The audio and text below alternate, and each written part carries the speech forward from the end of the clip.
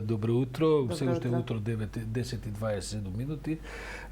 Со вашиот колега од ВМРО ДПМН, колешката Велкова разговараше за состојбите во Македонија, а бидејќи сте вие председател на Демократската обнова на Македонија, партијата Дом, згодна е оваа прилика за неколку теми да поразговараме, но прво да поразговараме за она што и како пратеник ве тангира, и како партија и така натаму, тоа е за оваа еколошка такса, еколошки зелен данок и така натаму, што е многу актуелен и сето тоа. Најавите се дека владата ќе инсистира за воведување на таа такса. Таа такса според објаснувањето на Заев има за задача да поддржи одредени иницијативи во областа на заштитата на природната околина. Од друга страна, опозицијата вели тоа е само начин да се наполни буџетот, бидејќи приливите се слаби и така натаму, со целата онаа критичка реторика со која таа ја настапува. Како, ајде да прашам прво, каков е вашиот став кон целата таа работа? Вие сте и во власта, но исто така имате поспецифични, да кажем, пристапи кога се овие теми во прашање екологијата и заштитата на животната средина. Така е. Ние сметаме дека е потребно да има еколошки такси, еколошки данок, како ќе го наречеме. И во таа смисла и во ова воведување дополнително, што би означувало дополнителен данок на горивата, бензин, дизел и така натаму, бидејќи се тоа фосилни горива. А точно целта на зелените и веќе не само на зелените, туку генерално тоа е цел на Европскиот зелен договор, значи на целата Европска унија, а тоа мора и на глобално ниво понатаму да се пренесува, е да се напушти користењето на фосилните горива како јаглен, нафта, а да се преминува кон користење на обновливи извори на енергија, пред се сонце и ветар. Значи, тоа е целта која што треба да се постигне. За да стигнете до таа цел, се разбира, затоа изборуваме за транзиција и тоа праведна транзиција. Што значи тоа? Дека прво е транзиција, период, не можете преку ноќ, се разбира, тоа да го направите, оти мора да водите сметка и за социјалната компонента, се разбира, и за бизнисите, и за нивните интереси, за да и тие имаат време да се прилагодат, да се адаптираат, но праведна е пред се затоа што велиме никој не смее да биде заборавен. Значи мора да се води многу внимание да се обрне на социјалниот аспект, да не тоа биде директно удар само на граѓаните, туку основниот принцип во овие промени е загадувачот плаќа. Значи, оние кои најмногу загадуваат, тие мора да поднесат и најголем терет во промените. Тоа мислам дека малкумина не би се согласила со ова што го кажувате, па дури мислам дека и опозицијата сега да е кој било тука би ги споделил овој дел од ставовите. Но проблемот секогаш доаѓа до таму што ако се донесе оваа такса, овој зелен данок или еколошки данок и така натаму, се поставува прашање добро, ќе се прибираат парите. Како знаеме дека ќе се трошат за ова за што вие говорите? Оти тоа е смислата, оти потоа фаќаат тогаш држат вода критиките на опозицијата дека всушност се ќе отиде во големиот казан и ќе се купуваат гласови, да упростам до крај. Така е, мора да се знае тоа, да, тоа е и нашиот став и затоа ние со години наназад бараме воведување на фонд за животна средина. Тоа го најавува и премиерот, ако не се лажам. Да, и мислам дека и дел од програмата на владата, ама тоа треба да се направи. Значи, и тоа би водело кон ова, оти не е само таксата од горивата, има многу основи кои се оданочуваат точно заради заштита на животна средина, како некој вид на еколошки данок, но потоа тие одат заедно во буџетот и потоа немаме представа за што се трошат, каде се трошат и дали намената со која се собирани, потоа е истата и за трошење и затоа мора да се обезбеди да се формира таков фонд во кој ќе се собираат сите овие средства, па ќе кажам по различни основи, но кои што се однесуваат за животна средина и потоа намената да биде точно за заштита на животната средина и климата. Не е ли тогаш пологично прво да се направи фондот, па потоа да се донесе? Пологично е. Пологично и досега требаше да го направиме тој фонд. Јас не мислам дека е тоа некоја голема процедура што одлука на влада претпоставам. Со одлука може да се формира. Оти знаете и кога зборуваме, еве сега ќе има ребаланс на буџетот. И за буџет кога зборуваме, секогаш сите велиме и така е дека многу малку средства се одвојуваат од буџетот за животната средина. А не може овие промени сите што сакаме да ги видиме во смисол нели на борба со загадување и така натаму без финансиски средства, да да се реализираат. А ако толку малку средства одвојуваме за животната средина, не може да очекуваме дека резултатите ќе ни бидат подобри. И затоа мислам дека е тоа идеалното решение и така ќе имаат и доверба граѓаните, затоа што ќе знаат точно тие средства каде се наменети и како се трошат. Мислам дека и од аспект на транспарентност е тоа многу важно. Доктор Морачанин, опозицијата најавува дека ќе го блокира законот со амандмани, тоа веќе стана една, како да кажем, редовна практика, пракса, и тоа е тоа. Левица вели 700 амандмани, ВМРО веројатно барем уште толку и така натаму. Значи ли тоа дека ова сепак нема да се донесе како закон? Бидејќи што ќе се прави? Ќе влезе во процедура и никош нема да излезе? Нема да излезе, точно е. Секогаш кога има блокирање со толку многу амандмани, јасно е дека тој закон судбината му е однапред предодредена. И самата сте пратеник, како гледате на тоа? Од една страна тоа е еден демократски механизам. Да, не е дека иако не е гледам дека и демократски. на запад за филибастерингот се отвараат големи дебати, затоа што така е. тоа не може да биде сосема неограничен филибастеринг. Така е. Американците во Конгресот расправаат како сепак тоа да не извесен начин да се ограничи, бидејќи станува инаку бесмислено. Еден човек може да закочи многу важни процеси. Така е, еден пратеник, ако некој закон не му се допаѓа и можам јас 1000 амандмани да напишам, кои што немаат суштински ништо во нив, чисто ги поднесувате за да блокирате. И што се случува тогаш? Јас не поддржувам филибастеринг. Бидејќи доаѓате од една мала партија која што сепак била во различни во опозиција и на опозиција и така натаму, вам ви е важно да ви се чуе гласот, претпоставувам, ама Така е. ова е веќе една гранична ситуација. Така е, мислам дека тоа не е добро, може би да, како механизам треба да постои, секаде го има, но тоа треба да се однесува за исклучителни ситуации, може би, не знам, еднаш во годината или две, сега карикирам, се разбирам, а сакам да пластично да ја доловам состојбата во собранието. Кај нас имаме преку 20 сега во моментот закони блокирани, преку 30.000 амандмани. Не е логично тоа, ја блокираме институцијата. Целта е да ги зајакнеме институциите, за тие да функционираат. Тоа е носителот на демократијата. Власта се менува, пратениците се менуваат, локална, централна, но нас она што ни е потребно е да имаме силни институции кои што си функционираат и во кои граѓаните имаат доверба. А ние внатре, еве во парламентот, наместо, јас сум за тоа, нека трае дебатата и долго време со денови, со месеци за клучни прашања, неспорно. Ама да имаме аргументирана, конструктивна дебата, а не од старт се блокираме, не можеме ни дебатата да ја слушнеме. Ние сега еве и не знаеме кои се контрааргументите, на законот. Од старт веднаш ова не може, ќе блокираме. Дополнително тоа ги оптеретува и службите во собрание.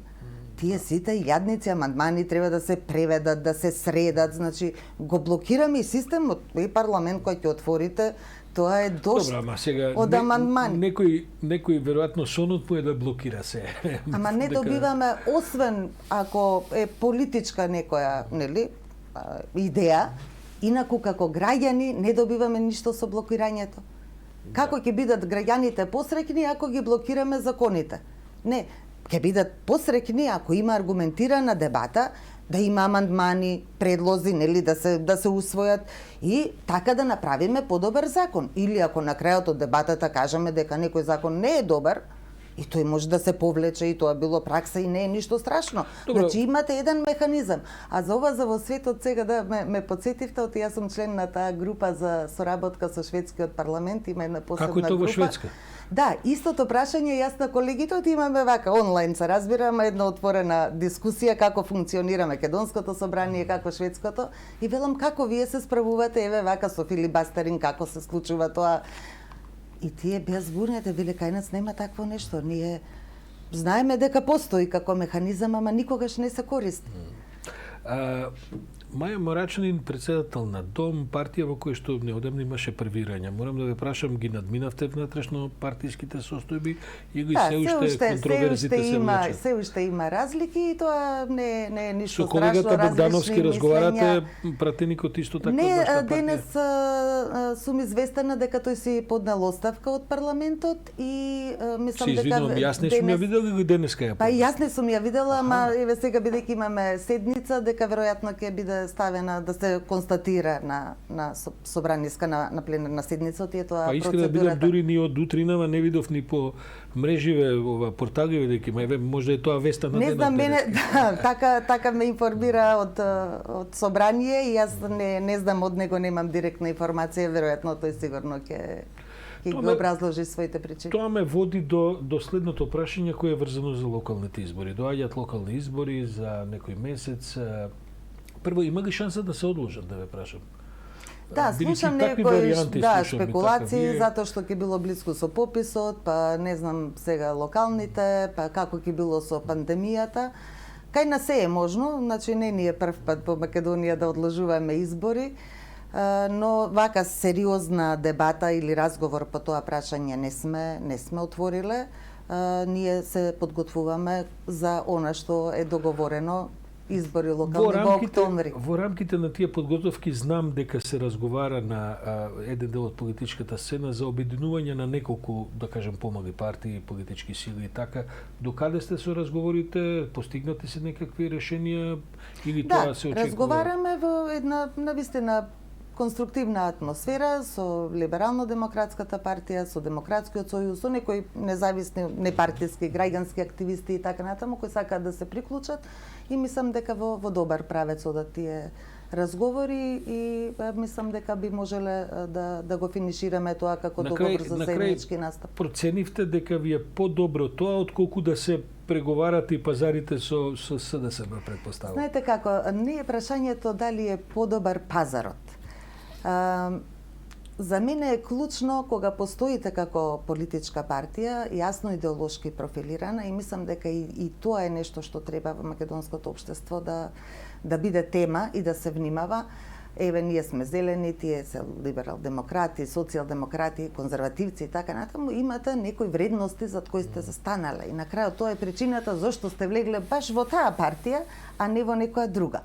Ако причината е да направите некој личен пазар и да добиете некоја функција, мислам тоа не води никаде кон подобро. Да, јасно ми се мене и личните амбиции, секој има, неспорно, легитимно е, но мора да првенствено да не води идејата зашто ние сме се приклучиле баш кон таа одредена групација, што на крајот не е задолжително, не е дека морате да бидете член на партија.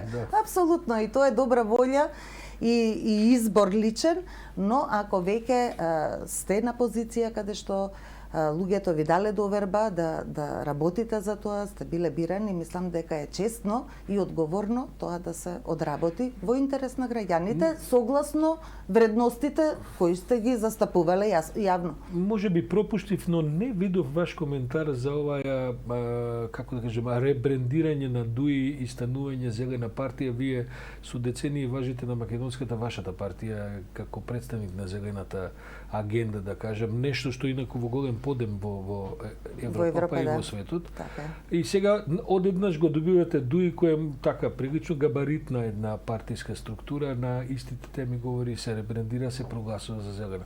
Коментиравте негде или прв пат ќе ви биде да Не, ме прашуваа, се разбира, новинарите, темата беше актуелна и така е. И не е тоа нешто ново, значи, ако пред 2-3 децении за климатски промени никој не зборуваше освен зелените, за животна средина тоа беше некој маргинално прашање и ние бевме така иронично ословувани, ете зелените нешто, тие се зелени и така. Со тек на време, нормално, темата станува се поактуелна, граѓаните се повеќе заинтересирани, особено овој зелен бран во Европа.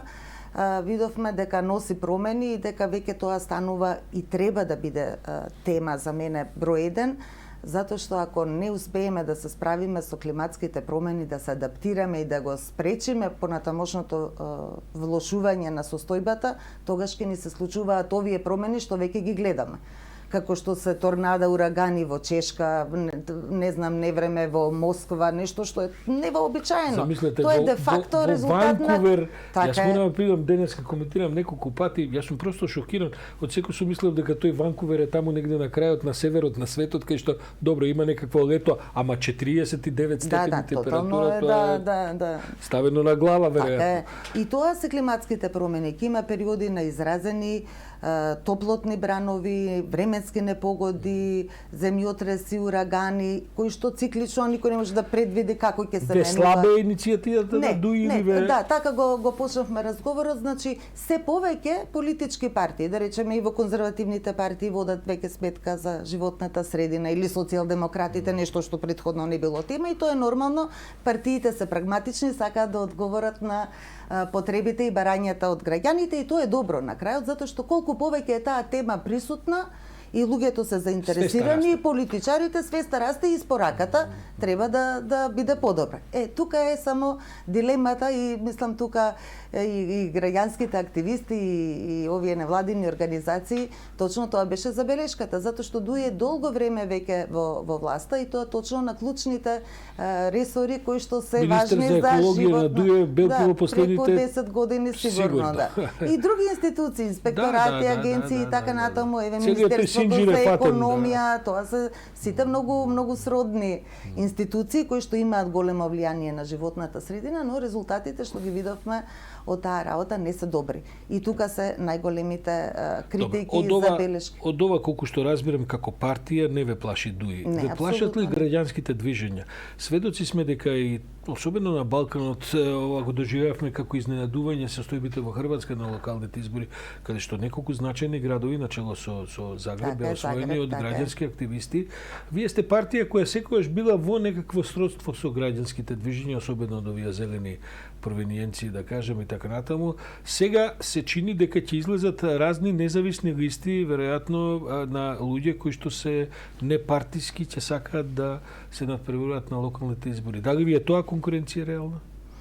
Јас се радувам да има повеќе листи. Тоа е богатството на демократијата и тоа веројатно и повеќе ќе ги стимулира и граѓаните да излезат да гласаат, бидејќи знаеме, гледаме како оди трендот, веќе се демотивирани луѓето и да одат на избори затоа што се разочарани дека не може ништо да се смени и така натаму. Така што апсолутно не. Тоа е богатство. За мене е богатство да имате повеќе листи, поголем избор, секој си има своја програма, она што е суштински е да внимаваме на вредностите и на заложбите. И она што ќе го ветуваме пред граѓаните да биде реално дека може да се испорача после во текот на мандатот. И мислам дека тука е најголемото незадоволство. Инаку сите можеме да кажеме убави приказни и јас сега можам да ви кажам дека од утре не знам што, ама тоа не е така. И јасно е дека граѓаните тоа го препознаваат и сега зборувам генерално за сите. Истото прашање го добиваме еве кога зборуваме и за транзиција кон обновливи и така натаму е зошто не побрзо, да, зошто не пред 50 години на пример. Ама моментот е тој. И затоа еве и Европска унија вели со зелениот договор ќе постигнеме климатска неутралност, значи да се сопре емисијата на штетни стакленички гасови до 2050 година. А го донеса договорот лани. Значи 30 години период. Оставаат, критиките се големи дека за тие 30 години толку многу уште ќе се дорасипе работата. И нашите европски зелени исто така бараат побрзо, бараат поголеми ограничувања дебата. Од друга страна, развојот економски не може во овој момент и во догадно време да се подпре во оваа неопходност која што е потребна за развојот на општеството на зелени иницијативи. И сега гледам, вие сте против рудници отварање, вие сте против, не знам, погон за обработка на ѓубре, преработка. Како ќе најдеме таа средина? Балансот, така е. Затоа што гледате, тоа го гледам во македонско општество, на многу теми тој баланс не можеме да го постигнеме. Притисокот за градење згради е притисок кој што исто така легитимен, затоа што ние водено од бизнес Ако интерес. во град нема зграда од 15, каде треба да има? Да има негдека во сред централна Македонија во шума. Од друга страна, ако пак нема паркови, зеленило и доволно парки места, и тоа е сосема нормално. Успевате ли тој баланс да го најдете помеѓу она што е малку и тема модерна? Често го добивам ова прашање и ви благодарам, ти е добро да се објасни, затоа што не доживуваат дека ние сакаме... Го стопирате развојот? Да го стопираме развојот и да живееме како пред еден век. Така, камено дома. Не е така. Не, Зелената партија е многу прогресивна, да речеме, ние ги поддржуваме сите тие процеси на дигитализација, на прогрес, на иновации. Воопшто не е намерата да живееме ова што велите како во камена доба и има начин. А тоа е таа зелена економија. Значи, место да инвестирате во загадувачки индустрии, загадувате во незагадувачки индустрии во развој на зелената економија. И точно сега и во контекст на ковид кризата, апсолутно, тоа е огромна социоекономска криза, не само здравствена, и целиот свет на глобално ниво е тоа така, имаат сите проблем и секогаш нели дали бизнисот да се зачува ако е загадувачки затоа што криза е, па тоа влече вработувања и така натаму, сериозни се тие прашања, но има начин. И тука мора државата да инвестира и тоа го прави Европска унија. Тие одвоја 750 милиарди евра за тој зелен recovery план Пакет. за опоравување За од обнова. корона кризата. Значи, да, затоа Фондот за велам обнова на државата Европската да инвестираме, да стимулираме, но во зелена економија, не во загадувачките индустрии, бидејќи тие не доведоа до Госпожо ова. Морачани, меѓутоа ве враќам на почетокот на разговорот. Ќе се оди со предлог за воведување еколошка такса, а фондот за еколошката такса што треба ги прибива парите не е направен. И сега тоа е, како да ви кажем се, на крајот се тоа добро звучи, но нешто мора да се живее, да бидам се крајно да Така е, упустам дебатата. апсолутно. Можеби вие треба да сте против тој закон во собранието додека не се формира фонд. Апсолутно, јас тоа јавно го кажувам, еве и во вашите и на други емисии. Да, поддржувам еколошка такса, иако е непопуларно. Значи, граѓаните, никој не сака Никој не нешто сака да биде такса, поскапо. нормално. Било за што, било за... Мислам, Ова тоа ќе е биде природно. 0, не знам колку. Не е процент, важно, да. но во принцип тоа е сосема непопуларно да им кажете на луѓето од утре нешто ќе поскапи. Па дури и нешто што не го користат. Но тие се начините, стимулација и демотивација. Стимулирате нешто што сакате да придонесе за развој, сега зборувам за зелен развој, од друга страна воведувате и непопуларни мерки за да демотивирате користење пак на вакви, еве во случајов се штетни горива. Но дефинитивно да, ставот е тоа, поддржуваме еколошка такса, но сакаме да знаеме тие пари дека навистина ќе бидат наменети за Учествувате во власта, за крај да ве да. прашам. Тоа што велите сакаме да знаеме. Сте го прашале министерот за финансии, сте разговарале со Заев како тоа го... Не сме разговарале, бидејќи ова на влада пред неколку дена мислам одела таа дебата, предпоставувам. Во собрание не е почната дебатата. Јас бидејќи сум пратеник, нели, во собрание е мојот момент за дебата. Маја Морачани, председател на Дом, благодарам за овој утрински брифинг. Доаѓаат локални избори, ќе видиме следната недела. Сепак ми се чини дека овај трилинг од партии кај што разговарате за можен заеднички настап ќе има и нешто подефинитивно, па ќе се видиме и од септември кога ќе почне кампањата. Благодарам.